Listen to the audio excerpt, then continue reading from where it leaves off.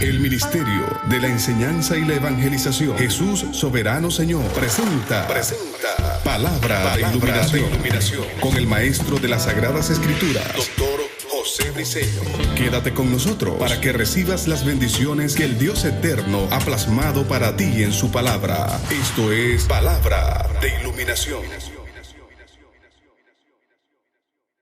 Bendiciones, de nuevo el maestro José Briceño, transmitiendo las verdades del reino, la verdad verdadera, la verdad absoluta, el pensamiento de Dios. Ese es mi trabajo, estudiar, indagar y que sea el Espíritu Eterno, el Espíritu Santo, que fue el quien inspiró las Escrituras y la dejó plasmada en el texto sagrado, en revelación, Apocalipsis, ya eso está allí revelado, escrito, ya eso está decretado allí en el texto sagrado. Nadie puede añadir ni quitar a lo que ya está escrito allí, tal como se escribió, tal como el Espíritu nos inspiró.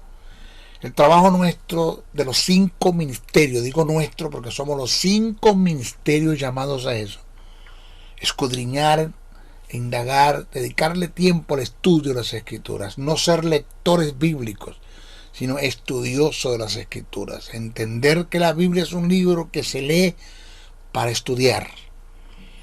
¿Para qué? Para descubrir el pensamiento de Dios en relación a B, tanto que hay en las Escrituras en relación al pensamiento de Dios. Por decir algo, ¿qué piensa Dios en relación a la cristología, a la vida de su Hijo? ¿Qué piensa Dios en relación a la neumatología, a la vida del Espíritu? ¿Qué piensa Dios en relación a la sanidad integral del hombre, tanto espiritual como cuerpo? ¿Qué piensa Dios en relación al plan de salvación? ¿Qué piensa Dios en relación al estado financiero del hombre? ¿Está interesado Dios en las finanzas del hombre, sí o no? Bueno, eso lo descubrimos, es cuando estudiamos el texto sagrado. Estudiando el texto sagrado, llegamos a tener una identidad, porque descubrimos qué somos, qué tenemos y qué podemos en Cristo Jesús. Cuál es nuestra herencia, cuál es nuestro legado, cuál es nuestra posición y nuestra posesión en Cristo Jesús. Cuál es nuestra relación, el parentesco. Logramos entender en cuanto a parentesco la paternidad de Dios a favor nuestro. Logramos entender que somos hijos de Dios con la misma derechos y privilegios que Jesús tiene como hijo, que fue el unigénito, ahora pasó a ser el primogénito, entre muchos, dice el texto sagrado. A los que creen en su nombre, le dio potestad de ser hechos hijos de Dios, dice el texto sagrado. Ese es el trabajo nuestro, no presentar un mensaje de ofertas, que decreto, que declaro, que profetizo, amarillismo, mensajes totalmente descontextualizados, distorsionados, desfasados del texto sagrado, mensajes que lo que llegan es a las emociones, un mensaje lleno de catolicismo romano, de principios de ocultismo, de positivismo, poder trascendental, de cibernética, yoga, ciencia cristiana, un mensaje lleno de filosofías de hombres y de invento de hombres, de pensamiento humano fuera del texto sagrado. Por eso es que no hay presencia, no hay honra, no hay sanidad, no hay nada. En la iglesia no hay nada. No digo en todas, pero en la mayoría. ¿Por qué? Porque no se conoce el pensamiento de Dios. El trabajo de maestro Briceño es descubrir el pensamiento de Dios para enseñarlo. Estoy desarrollando un tema de la cristología, el estudio de lo que podamos obtener y entender de la persona de Jesucristo, del Mesías, de Jesús, de lo que está en el texto sagrado plasmado en relación a Él, la información que nos da las Escrituras en relación a Jesús. En esta oportunidad, este es nuestro estudio número 17 de la Cristología de Alta Crítica. En esta oportunidad quiero presentar una verdad verdadera, una verdad del reino que choca con muchos. A veces le pregunto a mi Señor, a mi Padre, ¿por qué me diste un mensaje que nadie va a entender? Bueno, se me vino en mi espíritu que dice que Jesús le hablaba en parábolas como para que no entendieran. Pero ahí, claro, ahí está escrito de una forma así por encimita. La gente de una vez lo que quiere decir es que Jesús hablaba como para que nadie lo entendiera. No está hablando de eso. Dice el texto que le hablaba en parábolas para que la gente se interesara en su mensaje y después fueran y le preguntaran para él explicar las parábolas. Pero los únicos que fueron y le preguntaron fueron los discípulos. Los que estaban allí, el Sanedrín, y no se interesaron en el mensaje de Jesús. Por eso no entendieron nada. Pero eso le pregunto a Dios, porque me das un mensaje como para que la gente, Señora, me ataque. Bueno, ese es el trabajo, presentar la verdad. Quiero hablar acerca de las concupiscencias de Jesús. Óigase bien, concupiscencias de Jesús. Me acuerdo en un congreso que estaba ministrando y le dije a todos los que estaban presentes, quiero hablarle en esta noche acerca de las concupiscencias de Jesús. Y 2 se levantaron, me dieron la espalda y se fueron. Se levantaron y se fueron. Después me los conseguí. Y ellos en un hotel y me pidieron perdón. Me dijeron, maestro, perdóneme. Nosotros fuimos de aquellos que nos levantamos y nos fuimos cuando usted presentó el tópico a desarrollar acerca de las concupiscencias de Jesús. Nosotros pues hicimos juicios de lo que usted dijo, pero no entendíamos nada. Después lo escuchamos, o nos llamaron y nos dijeron, escuchen el mensaje que ese hombre dio esa noche. Lo escuchamos y nos dimos cuenta, maestro, que usted tiene toda la razón, que el texto sagrado tiene toda la razón, que la verdad que usted presentó es una verdad verdadera que está en el texto sagrado y muchos no la pueden entender. Nosotros hicimos juicio, prejuiciadamente nos fuimos porque no entendíamos lo que es el término concupiscencia desde el punto de vista etimológico. ¿Cuál es la razón de hablar de las concupiscencias de Jesús? Bueno, venimos tratando acerca de lo que es la humanidad de Jesús. Lo que queremos demostrar es que no fue Dios quien venció al diablo. Quien venció al diablo fue un hombre llamado Jesús, carne, sangre y hueso, el cual tenía sus momentos duros y difíciles en la vida. Él dijo a sus discípulos, en el mundo tendréis aflicción, pero confía, yo he vencido el mundo. Jesús pasó por todo. Humanamente podía apelar a su divinidad, pero nunca lo hizo. En eso está la kenosis y la plerosis. Eso lo expliqué. Lo que es kenosis, lo que es plerosis. Porque fue a un hombre de carne, sangre y hueso que el diablo venció en el huerto del Edén. Tenía que ser un hombre de carne, sangre y hueso que venciera al diablo. No podía ser Dios. Repito, Jesús podía apelar a su divinidad, pero no le era permitido como principios de regeneración. Si él quería regenerar al hombre, tenía que hacerlo como hombre. Hay quienes han presentado que Jesús era divino, pero no era humano. En él había una apariencia de humanidad. Óigase esto es una escuela que han presentado y ha tenido fuerza, que han presentado que Jesús era divino, pero que no era humano, que en él había una apariencia de humanidad. A esto Juan escribe. Juan dice que todo espíritu que no confiesa que Jesús vino en carne, el tal no es de Dios. ¿Por qué? Porque a Satanás no le conviene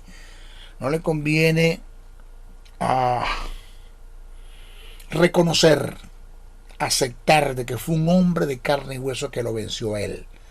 Sangre, carne y hueso lo venció, que fue tentado en todo y que no pecó, que no se halló pecado en él, que fue un hombre que cumplió los 613 mandamientos de la ley, las demandas de Dios las cumplió todas, fue obediente hasta la muerte y muerte de cruz. Satanás son verdades inconvenientes, a él no le conviene aceptarlas, no las quiere aceptar y tampoco quiere que la iglesia entienda esta verdad.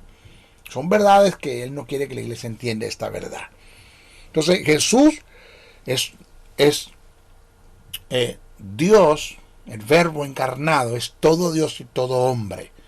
En él no había una apariencia de humanidad para decir que era divino. Lo otro es, si usted dice que Jesús era humano y no era divino, pues está negando lo que Pablo presenta en sus cartas acerca de lo que es la figura del Theanthropos, el Dios hombre, que se dio, que nace o que reluce de la unión hipostática del verbo, la encarnación del verbo, la unión hipostática, y que da lugar a una naturaleza indisoluble, indivisible, que es el Theanthropos, el Dios hombre. Bueno, lo mío es demostrar que Jesús caminó en su humanidad, que no apeló a su divinidad. No operó en la omnisciencia, ya solo hablamos, no operó en la omnipresencia, se valía de barcas, y no operó en la omnipotencia, no se valió de su poder o del verbo, de la divinidad del verbo para hacer los milagros, sino lo hizo todo por el poder del Espíritu que estaba en él, en la fe en la palabra que su Padre le dio, en obediencia. ¿Se dieron en Jesús, hubo en Jesús concupiscencias? Sí. Vamos a ver qué es esto de concupiscencia. Concupiscencia. Este término, que es la palabra epitumia del griego, epitumia del griego. Este término define las emociones del alma, la tendencia natural hacia lo bueno o lo malo. Las concupiscencias pueden nacer de las cosas externas que perciben los sentidos físicos o de lo interno natural como acto biológico o fisiológico. Lea esa segunda carta a Timoteo 4:13, Santiago 1:14, segunda carta que escribe Pedro, el capítulo 3, verso 3, primera carta que escribe Juan, el capítulo 2, verso 16, y Judas 16. Desde el punto de vista etimológico, oiga esto, desde el punto de vista etimológico, el término concupiscencia es utilizado en los textos originales para hacer referencia a los buenos y a los malos deseos. Esto indica que podemos conceptualizar el término concupiscencia como todo deseo desenfrenado de cualquier tipo, sea bueno o malo. O sea que hay concupiscencias buenas y hay concupiscencias malas. El problema estuvo en que cuando las versiones bíblicas surgieron, el término epitumia, que es el que se escribió en el griego koiné, epitumia, para referirse a la concupiscencia, se lo adjudicaron a lo malo, solamente a lo malo, pero no tomaron en cuenta que también hay concupiscencias buenas. O sea que se utilizó el término concupiscencia en el texto original, en los textos sagrados, en el griego koiné, para referirse a los deseos buenos también. Entonces que hay concupiscencias buenas y concupiscencias malas. En Jesús se dieron las concupiscencias buenas. En Jesús se dieron las concupiscencias buenas, no malas, pero son concupiscencias que lo podían llevar a caer en pecado, que lo podían llevar a fallarle a Dios, a fallar al acto de regeneración. Vamos a ver dónde está escrito. Filipenses, el capítulo 1, verso 23. Pablo utiliza el término concupiscencia con unas fuerzas. Escúchelo. Filipenses 1:23. Cito: porque de ambas cosas estoy puesta en estrecho. O sea, Pablo viene hablando o de partir y estar con Cristo, de quedarse para predicar el Evangelio. Entonces, mire cómo termina Pablo el pensamiento. Porque de ambas cosas estoy puesto en estrecho, teniendo deseo. Esa palabra deseo es concupiscencia. Teniendo deseo de partir y estar con Cristo, lo cual es muchísimo mejor. Hablando Pablo de su deseo de estar con Cristo, o también de quedarse a predicar el Evangelio. Pero en primera carta Tesalonicense, el capítulo 2, verso 17, Pablo presenta otra verdad. Lo vuelve otra vez a hacer el uso del término concupiscencia.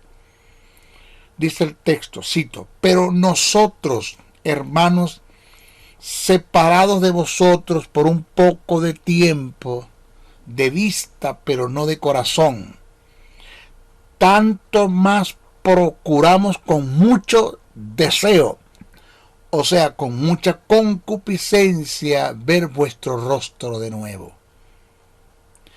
Pero en Lucas, el capítulo 22, verso 15, Jesús utiliza el término concupiscencia para referirse a los buenos deseos. Por eso hablé de las concupiscencias de Jesús. Aquí tenemos una. Vamos a ver. Ese término aparece en Lucas 22:15.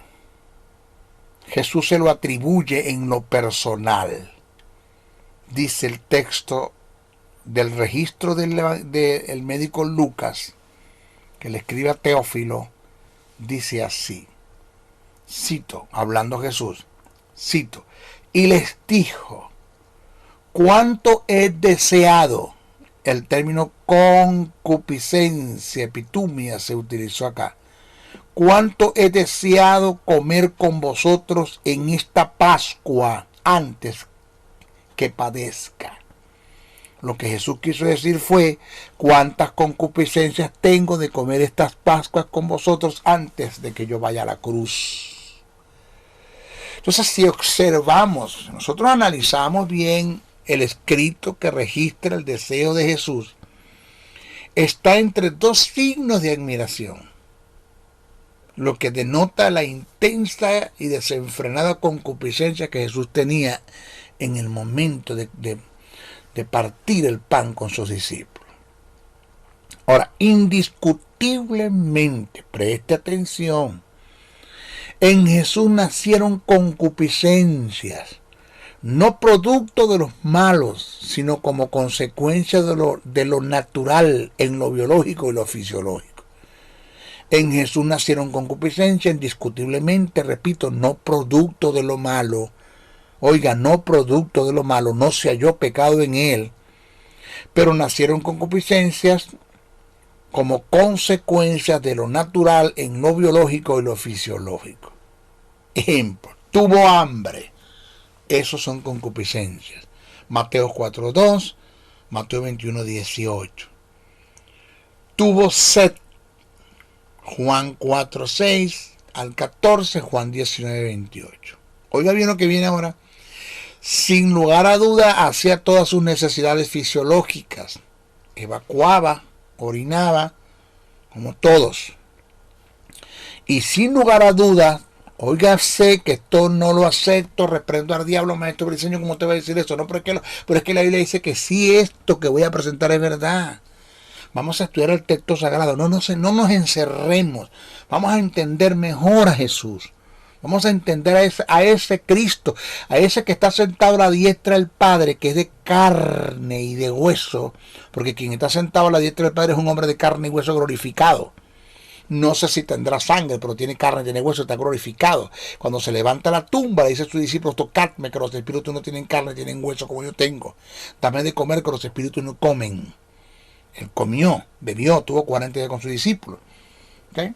Entonces yo quiero que usted entienda que ese Jesús que está a la diestra del Padre de carne y de hueso, mientras estuvo aquí en la tierra, tuvo deseos sexuales en lo natural, impulsos sexuales en lo natural. Maestro, reprendo al diablo. ¿Cómo usted va a decir eso? Vamos a estudiarlo. No se cierre, vamos a estudiarlo. Sin lugar a dudas, tuvo deseos sexuales en lo natural.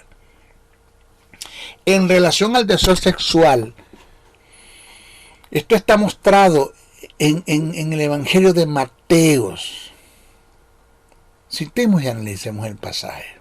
Jesús dando un discurso acerca de los 3 tipos de eunucos que habían en sus tiempos. 3 tipos de eunucos. Jesús dice, cito, pues hay eunucos que nacieron así del vientre de su madre. Primer tipo de eunucos. Segundo, hay eunucos que son hechos eunucos por los hombres. Ya lo voy a explicar. Y el tercer tipo de eunuco, y hay eunucos que asimismo se hicieron eunucos por causa del reino. Esto lo hicieron por causa del reino de los cielos, dice Jesús. Entonces dice, el que sea capaz de recibir o de hacer esto, que hacerse eunuco por causa del reino, no está hablando del primero porque el primero nació, no está hablando del segundo porque el segundo lo hicieron, está hablando del tercero, el que sea capaz de recibir esto, de hacerse eunuco, que lo reciba, que lo haga. Entonces, Jesús en el relato presenta 3 tipos de eunucos. 3. Vamos a ver cuál de los 3 es Jesús. ¿Con cuál de los 3 se identifica? 1. El que nace siendo eunuco. Este es el que no tiene en lo natural, en lo biológico, deseos sexuales de cualquier tipo. Congénitamente nacieron así. Es algo connatural en ellos. Aquí no estamos hablando de homosexualismo ni de lesbianismo. Estamos hablando de que no tienen impulsos sexuales. Punto. Segundo, el que los hombres hacen eunucos. Se trata del tipo de hombre que era castrado para tenerlos al servicio en los palacios donde cuidaban a las doncellas, y de esta manera se evitaba una violación. Este es otro tipo de eunuco. Este lo hicieron. El primero nació haciendo así. El segundo lo hicieron. Pero el tercer tipo de eunuco que Jesús presenta, el que se hace eunuco por causa del reino. Todo lo contrario al primero y al segundo. Este es el tipo de hombre que reprime sus deseos sexuales con un objetivo. Y en este caso, según el testimonio de Jesús, es por causa del reino. Entonces, cuando Jesús hace referencia a los eunucos, podemos entender en el texto sagrado tácitamente que Jesús se identifica con los del tercer tipo. O sea, el que sea capaz de hacer esto, que lo haga porque yo lo estoy haciendo. Porque de no ser así, la tentación sexual no hubiese sido una oferta para Jesús, ni un tropiezo en el avance de su ministerio. Jesús fue tentado conforme a nuestra semejanza, y el texto sagrado dice que aún fue tentado sexualmente como nosotros. Señores, cuando usted va a la carta de los Hebreos, se hace mención de la tentación de Jesús en semejanza a la de nosotros como sus seguidores. Dando por cierto que si nosotros somos tentados en el área sexual, de igual forma Él padeció siendo tentado como nosotros. Vamos a citar el pasaje, vamos a estudiarlo.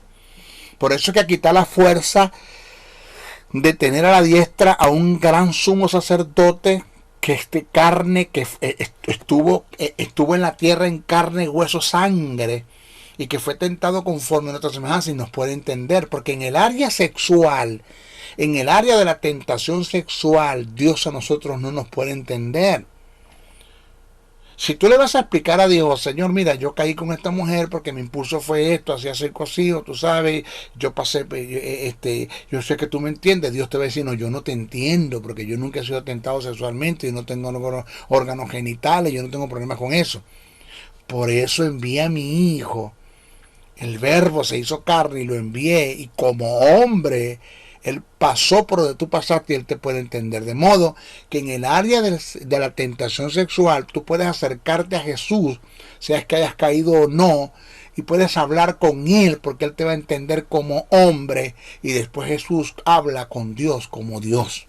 O sea, Él es el mediador entre Dios y los hombres. Él te representa a ti como hombre ante Dios y representa a Dios como Dios ante ti, ante nosotros.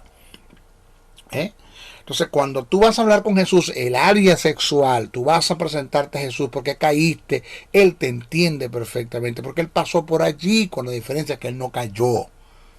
Si no, ¿cómo te puede entender Jesús? Si Jesús no fue tentado sexualmente como hombre, Él no te puede entender. Él dice, wow, yo no por ahí no pasé, porque mi padre no permitió que el diablo me tentara sexualmente, o yo era inicuo de nacimiento, yo no sentía nada. A mí las tentaciones me resbalaban, la tentación sexual o la inmoralidad sexual como tentación me resbalaban porque yo soy inicuo de nacimiento. O sea, yo nací biológicamente así, eso es congénito en mí, yo no te puedo ayudar en esto.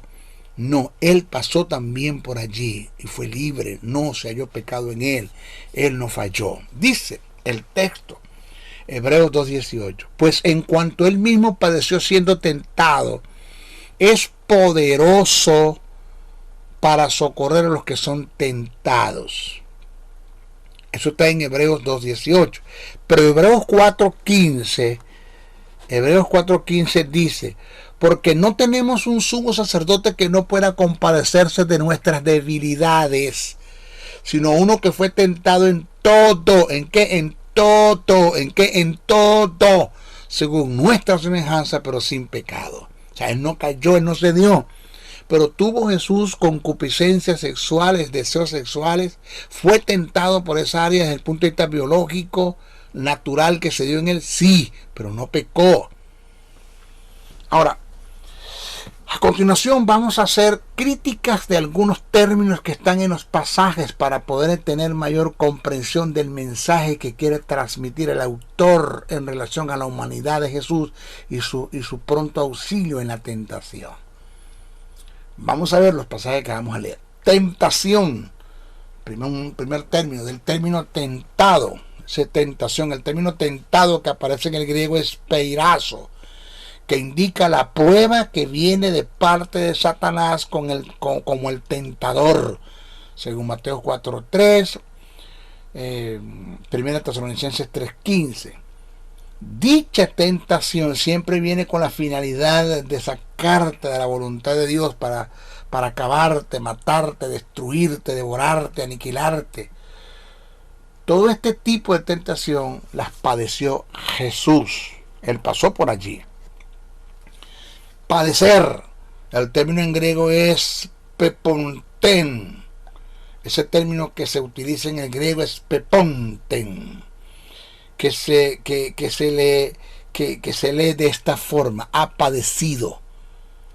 Padecer, dice, ha padecido, dice que él ha padecido. Este término no solo es aplicable al sufrimiento externo que viene sobre el cuerpo físico, sino que también tiene que ver con el sufrimiento interno que se da en el alma cuando es conmovido por las ofertas que están implícitas en la tentación.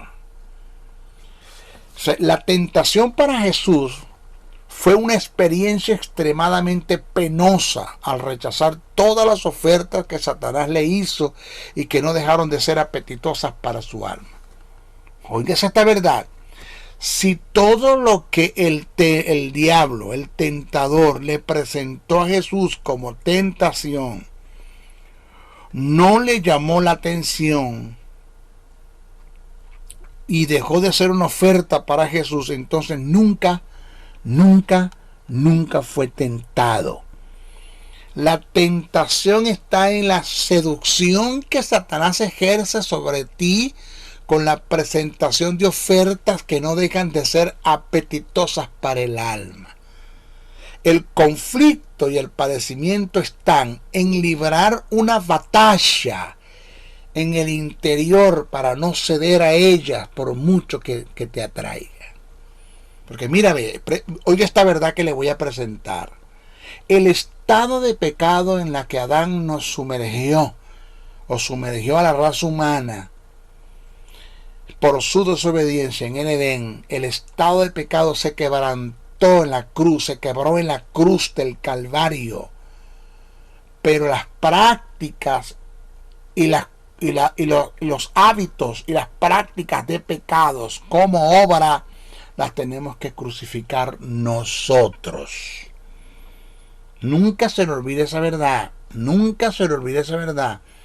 El estado de pecado en la que Adán nos sumergió por su desobediencia en el Edén se quebró. Se clavó en la cruz. Ahí se quebró todo, en la cruz del Calvario. Consumado es. Pero la adicción y las prácticas al pecado como obra las tenemos que crucificar nosotros. Oiga esto, debemos recordar que la tentación nace desde lo externo a lo interno y desde lo interno a lo externo. Repito, debemos recordar que la tentación nace desde lo externo a lo interno y desde lo interno a lo externo. Vamos a explicar eso. Lo externo, E-X-T-E-R-N-O, lo externo, es todo aquello que Satanás te ofrece y que a través de los sentidos físicos logra cautivar tu alma, activando concupiscencias en ella. En su mayoría este fue el caso de Jesús. Un gran porcentaje de las tentaciones vinieron de lo externo para tratar de cautivar el alma de Jesús, mas él no cedió a ninguna de ellas. Lea esa segunda carta a Corintios 5:21, primera de Pedro 2:22 y primera de Juan 3:5. Vamos a hablar de lo interno ahora. De lo interno. Es todo tipo de tentación que viene como producto de nuestras propias concupiscencias. Santiago 1, versos 13 y 14. Es decir, son todas las oportunidades que Satanás te presenta para que ejecutes las concupiscencias que anticipadamente están en el alma, bien sea que se dieron en lo natural o que fueron alimentadas por los sentidos físicos. Entonces, en la tentación que se dio en Jesús en el desierto, su inicio fue de lo interno a lo externo. Es decir, la primera etapa de la tentación vino como producto de la concupiscencia que se dieron en Jesús por la abstención de alimento. Tuvo hambre.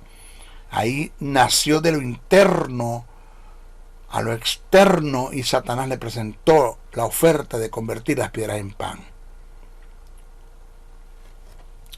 Otro término es semejanza, traducido del griego homoiotes. Significa de la misma manera conforme a otros exactamente igual. Esto indica que de la misma manera que nosotros somos tentados, fue tentado Jesús. Y en este caso no solo hace mención a la tentación externa como tal, sino a los padecimientos internos de lucha que tuvo que librar Jesús en su alma ante ciertas ofertas que vinieron a causa de la tentación y no dejaron de llamarle su atención. Todo lo que nosotros como humanos, desde el punto de vista biológico, hayamos pasado por causa de la tentación, Jesús lo pasó, con la diferencia que Él las libró todas, aun cuando no estaban exentos de haber pecado. Es decir, te voy a explicar algo. La tentación cuando viene de Satanás porque se activan concupiscencias internas, es cuando yo estoy 2, 3, 4 meses fuera de mi casa y me nace el deseo de tener relaciones sexuales, pero mi esposa no está conmigo. Ahí nació las concupiscencias de lo interno, biológicamente, naturalmente, a lo externo, y Satanás se aprovecha de presentarme la tentación. Pero no así. La otra es cuando nace de lo externo a lo interno, las concupiscencias, es porque yo me pongo a ver películas pornográficas y activo las concupiscencias. Y Satanás se aprovecha de presentarte la tentación. Satanás tuvo que esperar de que en Jesús naciera la concupiscencia buena, que era tener hambre, porque tuvo 40 días sin alimento, extinción de alimento, 40 días, y nació una concupiscencia que es hambre, y le presentó la oferta de convertir las piedras en pan. ¿Vio? Pero sea que la tentación vino a Jesús por lo externo o lo interno, él no se dio a ninguna de las dos ofertas. No se dio a ninguna. O otro es socorrer, del griego epilambano, que indica echar mano de, venir en auxilio.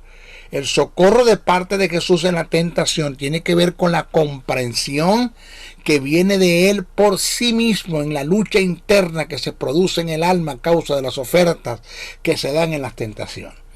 Por causa de haber pasado por él mismo. Él pasó por lo mismo, él te entiende. No puede, él nos puede dar asesoría por el Espíritu a fin de que seamos libres del momento de la tentación y podamos salir ilesos de ella. Según este texto, Hebreos 2:18, el socorro viene con el fin de evitar que caigas en la tentación. Hebreos 2:18 dice, pues es en cuanto él mismo padeció siendo tentado, es poderoso para socorrer a los que son tentados. Si analizamos el socorro que se menciona en Hebreos 4:16, es todo lo contrario. Este se da después de haber cedido a la tentación. Lo bueno del caso es que sea antes, que es lo que presenta Hebreos 2:18, o después, que es lo que presenta Hebreos 4:16, después sea antes o después de caer en la tentación, tenemos un sumo sacerdote que experimentó nuestra situación y es poderoso en cuanto a capacidad y moral para socorrernos en el momento de la tentación, cualquiera que sea que te socorre para que no caigas, o sea que te socorre para levantarte y darte el perdón después de haber caído y para que sigas adelante. Hebreos 4:14-16 dice, por tanto, teniendo un gran sumo sacerdote que traspasó los cielos, Jesús el Hijo de Dios, retengamos nuestra profesión, porque no tenemos un sumo sacerdote que no puede compadecerse de nuestras debilidades, sino uno que fue tentado en todo, según nuestra semejanza, pero sin pecado. Acerquémonos pues confiadamente al trono de la gracia para alcanzar misericordia y hallar gracia para el oportuno socorro. Compadecer, del griego sympateo, que indica sufrir con otros. Es el acto de ser afectado simultáneamente. En el caso de Cristo, el término compadecer tiene que ver con la solidaridad que se tiene con nosotros, o el que Él tiene con nosotros por causa de haber pasado en similitud por la misma situación. El término compadecer es aplicarse, es apiadarse, condolerse, conmoverse a causa de la compasión, viene el socorro y el auxilio. Entonces, óigase esto. Después de haber hecho un análisis etimológico de los términos tentación, padecer, semejanza, socorro, compadecer, nos podemos dar cuenta que según los valores y las características de cada término, Jesús pasó por serias tentaciones que tocaron lo más profundo de su alma, tentaciones que tuvo que librar en intensa agonía. Su alma fue confrontada con las más grandes ofertas que no dejaron de ser llamativas para la humanidad de Jesús, pero a causa de su obediencia, su alma fue confrontada por la voluntad de Dios, sufriendo un quebrantamiento en su propia voluntad, y por esta causa no cedió a las ofertas de Satanás y fue obediente hasta la muerte, y muerte de cruz, según lo que presenta Filipenses 2:8 y Hebreos 5:7-8. Bendito sea el nombre de Jesús. ¡Qué hombre tuvimos aquí en la tierra y qué hombre tenemos sentado a la diestra del Padre! Demos gracias a Dios por él. Ese es Jesús, el humano. ¿Ok? Nuestro próximo estudio vamos a hablar de los padecimientos de Jesús. Vamos a hablar del Via Crucis en nuestro próximo estudio. Se despide el maestro José Briceño. Bendiciones. Bendiciones, bendiciones. El Ministerio de la Enseñanza y la Evangelización, Jesús Soberano Señor, presentó Palabra de Iluminación. Te invitamos a un nuevo espacio de corte similar por nuestros diferentes medios de comunicación. Contáctanos en los Estados Unidos al WhatsApp +01 786 604 3352 y a los correos jocn77briceno@gmail.com y a maestrojosebriceno.blogspot.com. Bendiciones.